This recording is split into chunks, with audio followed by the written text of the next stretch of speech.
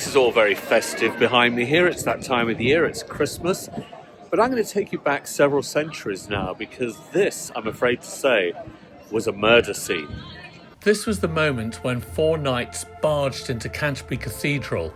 It was 800 years ago. First of all, they killed one of the monks. Then they made their way towards the Archbishop of Canterbury, Thomas Becket, the most powerful church figure in England. At this point, Becket must have realised the unthinkable was about to happen, and he was going to be assassinated. But who were these knights who dared to commit such an act in a cathedral, a house of God, a place of sanctuary? They believed that King Henry II wanted to get rid of this quarrelsome cleric, Archbishop Thomas, once a friend of the king and now a victim of his rage. Henry wanted to increase the power of the monarchy. Thomas wanted to increase the power of the church. Only one man could win this battle of wills. At one point, Thomas fled to France to escape from Henry, but then returned, imagining that as Archbishop of Canterbury, his position protected him. But at his court, the king yelled to his knights, "Who will rid me of this turbulent priest?" 4 of them decided to do the deed. They went down to Canterbury and struck him 3 times. It was said they dashed his brains out on the altar. This murder shocked the whole of Europe. Nothing like this was supposed to happen.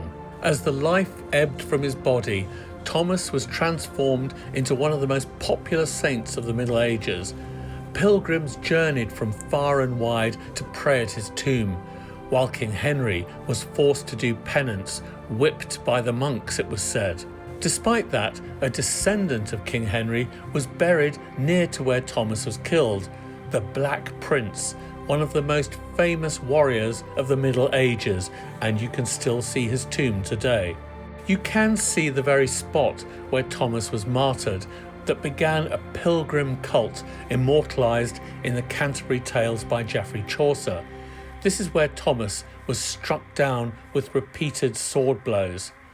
Henry himself tried to wriggle out of responsibility for the killing and hoped his penance would divert the blame, but it didn't. People now believed that the blood of Thomas Becket could cure their illnesses. A vast tomb was built that pilgrims touched for good luck.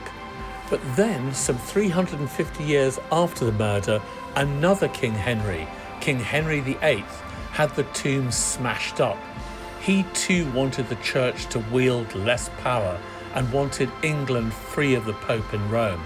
To him, Thomas Becket was everything he despised. So today there is nothing at all left of the tomb except a candle flickering on the floor. A ruby that was donated to the tomb in 1179, just a few years after the assassination by King Louis VII of France, ended up in a ring worn by King Henry VIII. It was said it then ended up in a necklace worn by his daughter Queen Mary Tudor. Today you will look in vain for any trace of Thomas's tomb, though the glorious cathedral remains overhead with pilgrims replaced by tourists. If you want to know more about the Middle Ages and some of the exciting battles and intrigues of that era, get your copy of the Knights Templar History and Mystery by my good self, now available on Amazon.